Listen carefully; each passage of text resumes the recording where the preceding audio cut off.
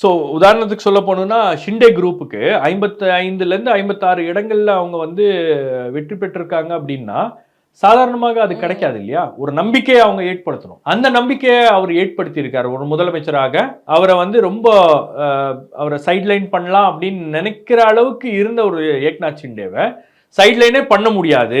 தன்னை அசர்ட் பண்ணியிருக்காரு. அவருடைய ஸ்கீம்ஸ் மூலமாக மக்களை கவர்ந்திருக்காரு. மக்களுடைய கவனத்தை ஈர்த்து இருக்கிறார். மக்களுடைய அபிமானத்தை பெறுவதற்கு அவர் வந்து அந்த 5 மாசத்துல ஏதோ ஒண்ணு பண்ணியிருக்காரு.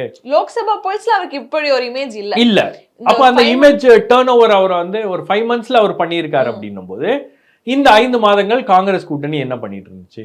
இந்த 5 மாதங்கள் இந்தியா கூட்டணி என்ன பண்ணிருந்துச்சு? 13 சீட் அப்படிதான் ஸ்டேட்ல ஹையஸ்ட் நம்பர் ஆஃப் சீட்ஸ் நாம வந்துட்டோம்.